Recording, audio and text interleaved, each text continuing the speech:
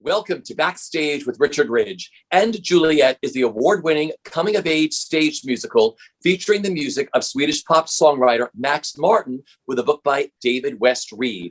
The story focuses on a what-if scenario where Juliet does not die at the end of Shakespeare's Romeo and Juliet.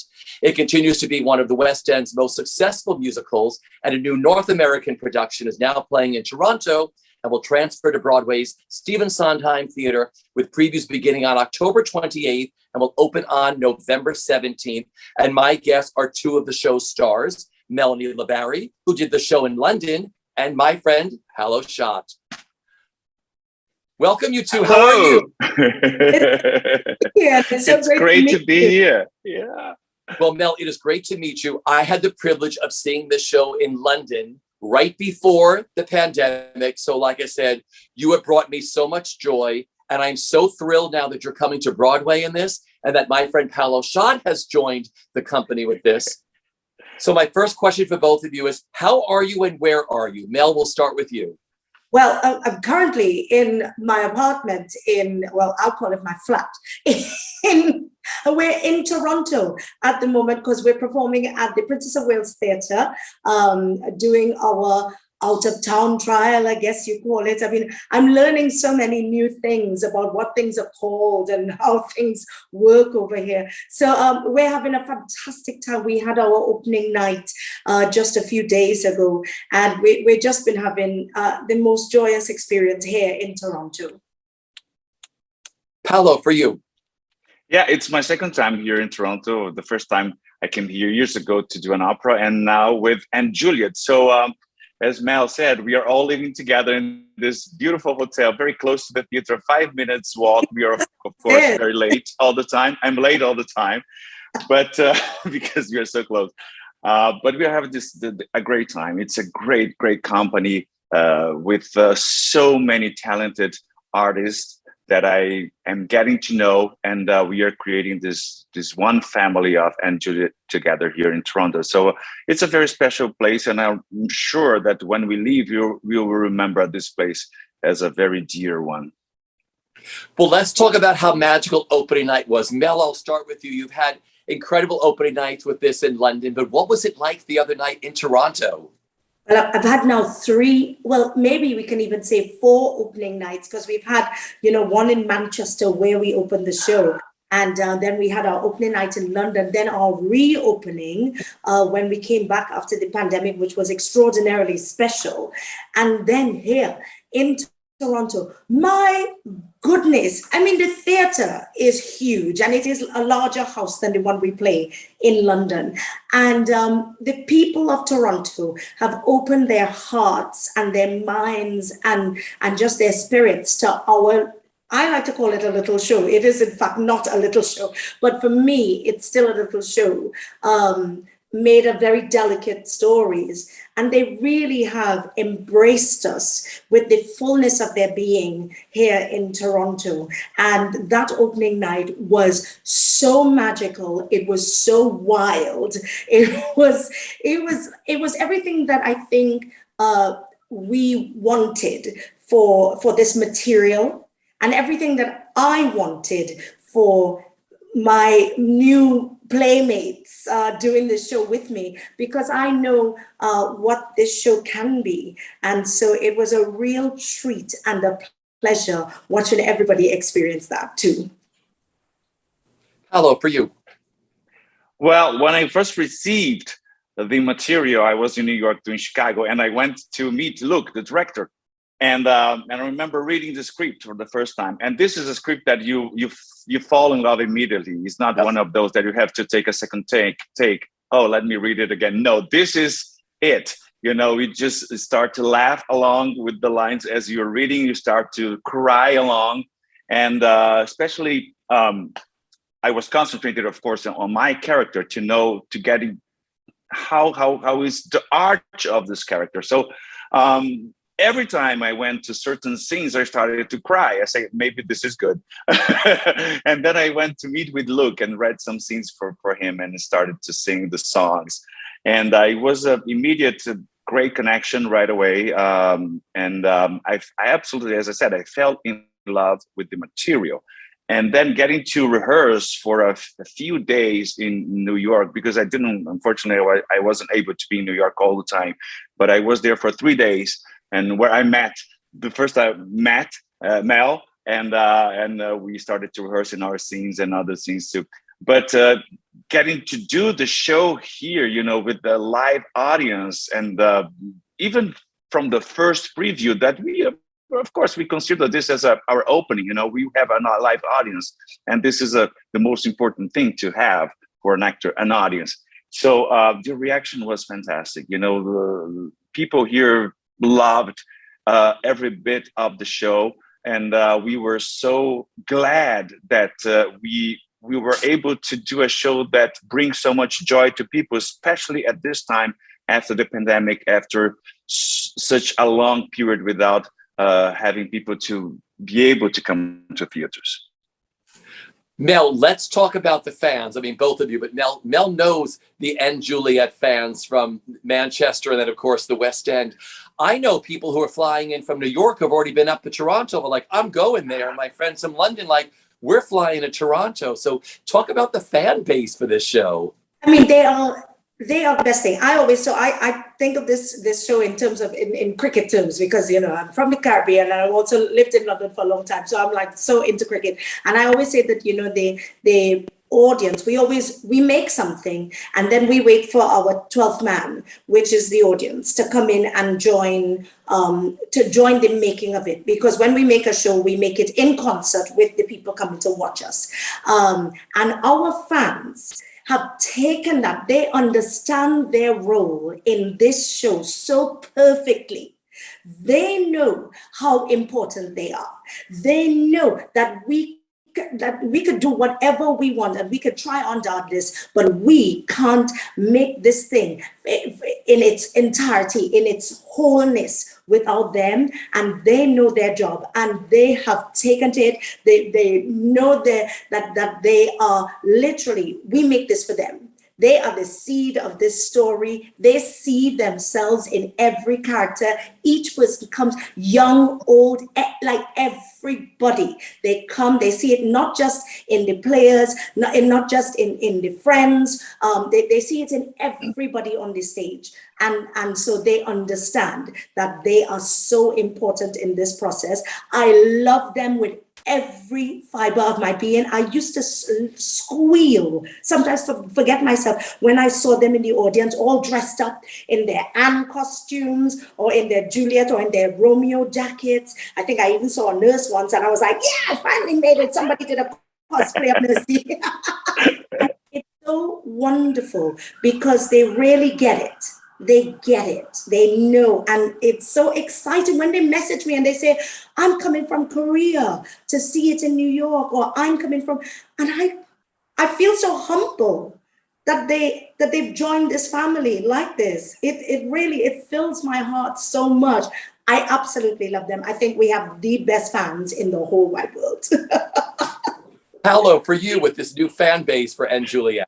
I absolutely agree. And because this is such a show with so many aspects in it, Yeah. You can, as Mel said, you can identify yourself with so many people on stage, and you can learn from watching people that are different than you on stage, exposing their lives. And I think that's what, gets most of people, to see the diversity on this show and how the show talks about it so openly. And the show actually is about that. So it is very interesting to see the reaction of people on stage so far, going through the emotional process of many of the characters in the show. So as well as they start to dance along and to sing along is fantastic, because from my experience, it's very different from what I had before in my life as an opera singer or doing musicals that I did so far. But this is absolutely different. This is a show that the people are all connected and they feel free to participate on the plot and to react and to sing and to dance along. It's such a clever musical. When I saw this in London, I was like, boy, this is how it's done. I mean, let's talk about the roles you play first. Mel, talk about who you play without giving too much away. Okay. If you know Romeo and Juliet, you know that Juliet has a nurse, and so therefore I bring that character to life. She also has a name in this iteration of Anne Juliet, and she's called Angelique. So I play Juliet's nurse and confidant.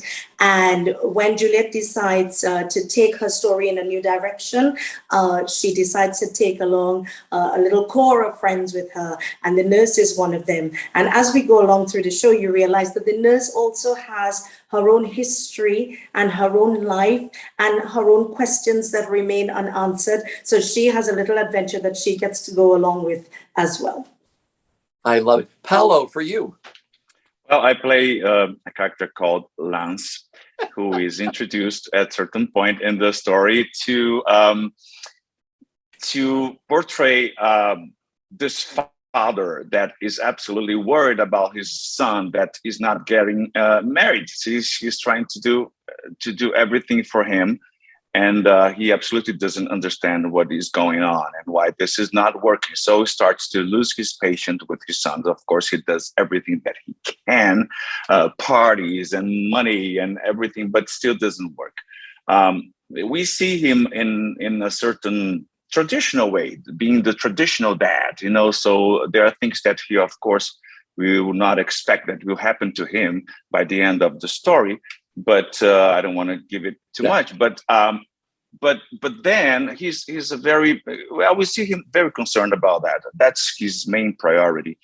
And then, David Reed writes a big curve on the trajectory of this role, and he starts to feel things again as he felt when he was younger. So without saying much more about it, it's a great trajectory for a role that many of the dads on the audience can connect and can see themselves too.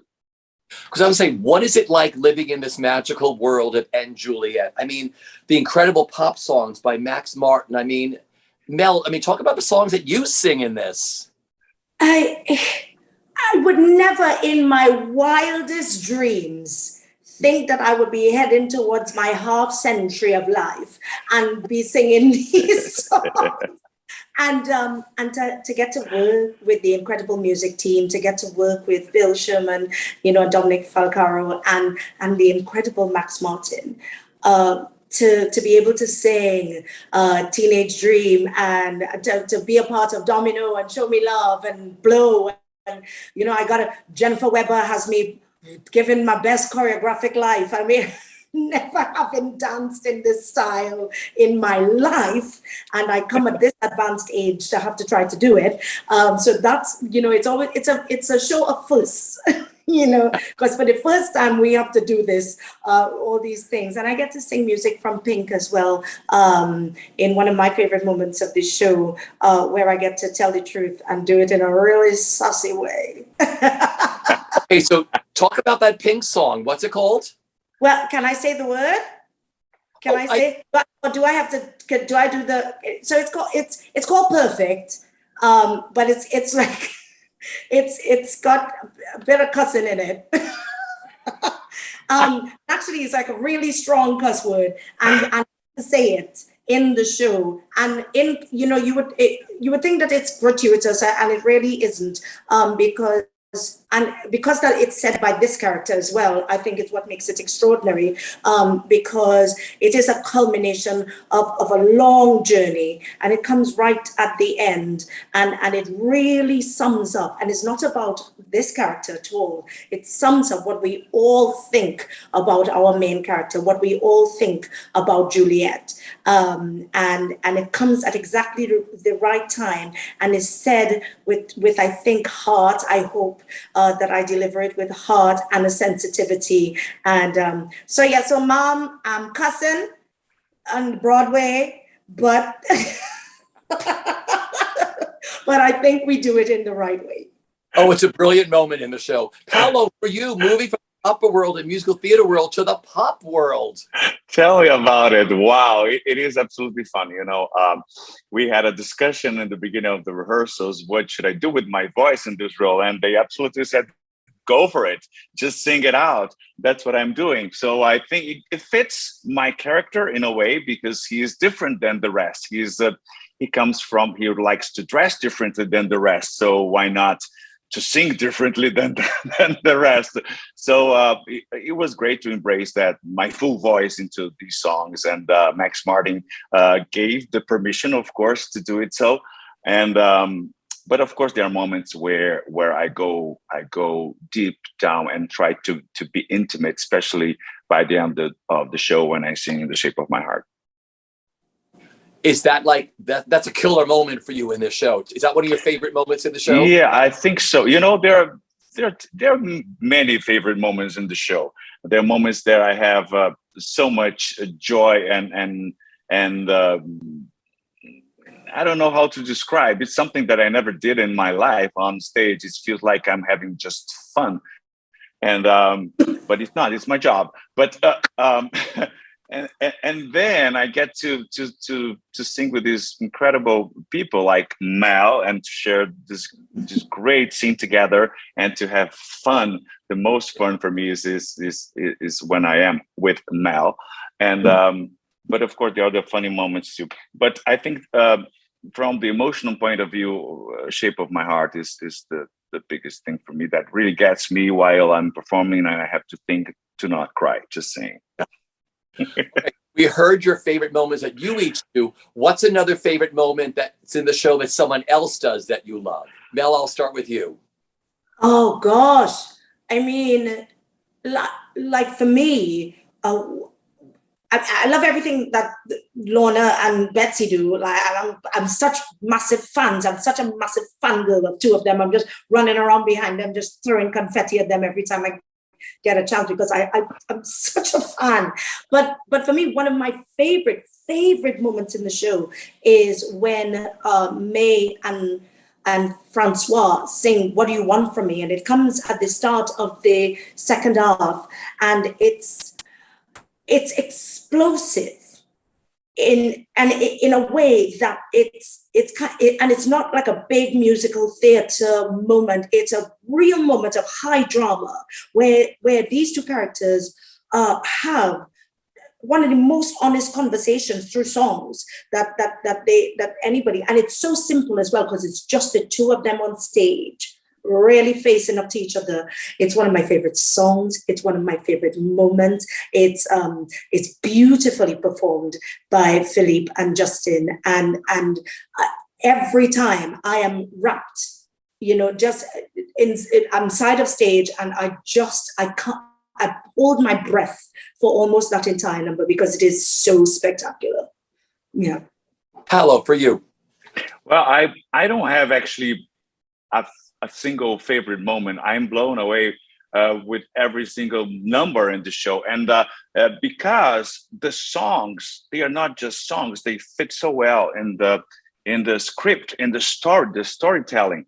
We all know these songs from the radio and from pop artists, but the way they were inserted into the script to tell the story, it's absolutely a thing that blows me away.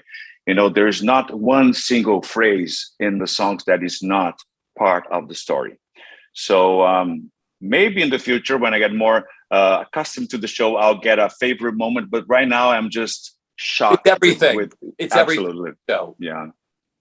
Yeah. With the pandemic, none of us knew when we were coming back, if you were coming back as artists. I mean, it must have been devastating for both of you. Paulo and I spoke during the pandemic. We Zoomed and did one of these. But I mean, it must be so great for you to have a musical like And Juliet that is so beloved and so connects to an audience. Just tell me what it means to you to be back on stage again in this show, bringing so much joy with your audience. It was everything. The thing about the pandemic is because I was one of the equity deputies on the show. And so we carried on working during the pandemic to make sure, in concert with all the equity deputies, to make sure that people were well taken care of. I was also at the time on the Equity Council, so I was part of the governing body of the union. So I carried on kind of making sure that I contributed to the work that was going on to make sure that everybody in the industry, or as many people as we could catch, was all right. And so it was a busy time and heartbreaking time because, you know, we got all the bad news first. So to come back with this show, just personally, as a performer who heard all the bad news, to come back with this show, it meant everything to me. And then to then be afforded this opportunity post-pandemic to come here, to come to Toronto, to come and play with my beloved Paulo, who's, you know, just my whole heart. And we really do. We spend such precious moments on stage. So to be able to come back and share this moment with the people, my beloveds in London, and now my beloveds here, it's everything to me. Absolutely everything. Paulo, for you. Yeah, you know, to be among this company that we have so many very young artists, and some of them are going to have their first Broadway show, you know, literally. And to be able to work with people like Mel, to share the stage, the scenes, and not only the stage, and also to work with these people with so much expectation in life, you know, having their first big job on Broadway. It's an incredible experience. And I think for us that were working before and were interrupted by the pandemic, of course, we became, in a way, as you always do after something tragic happens to you, stronger. And we know more about life. We know more about our business. We know more about everything in the world, our neighbors, our friends.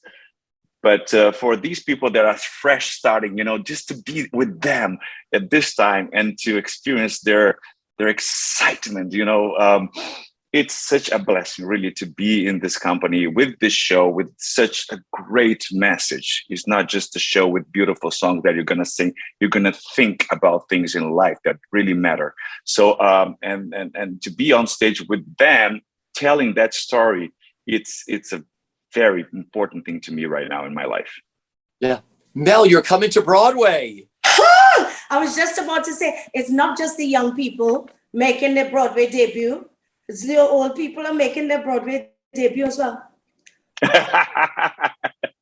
I cannot believe it. I never thought about it. I never thought it would happen.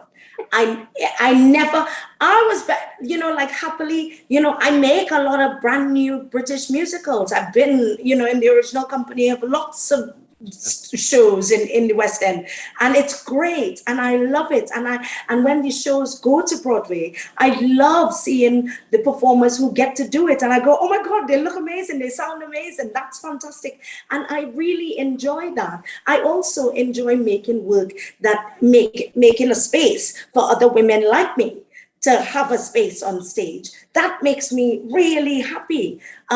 So now to make a new character and to get a chance to bring it,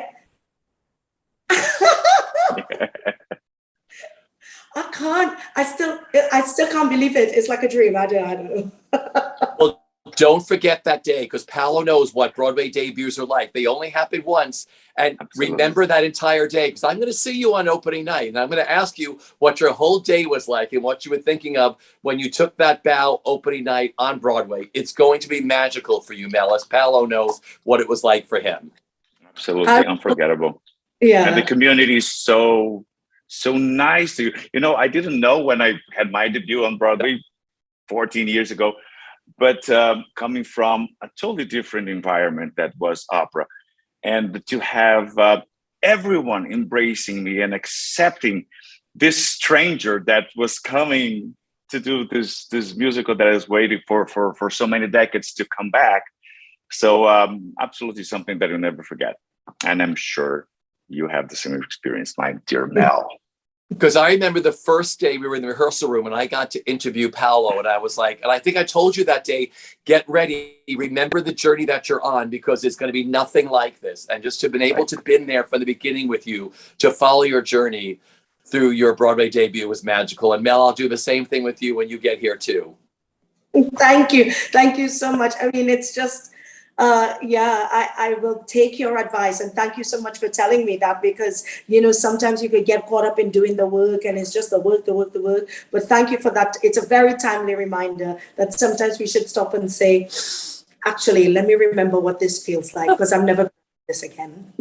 He'll help you that day. Don't you worry about a thing. It's going to be magical. But once again, and Juliet is currently playing in Toronto, and we'll begin previews on October 28th. And opening night is November 17th at the Stephen Sondheim Theater. Thank you, Mel and Paulo. This has been great catching up with both of you. Thank you so much for having us. Stay well, everyone, and we'll see you on opening night for End Juliet. Take care, everyone.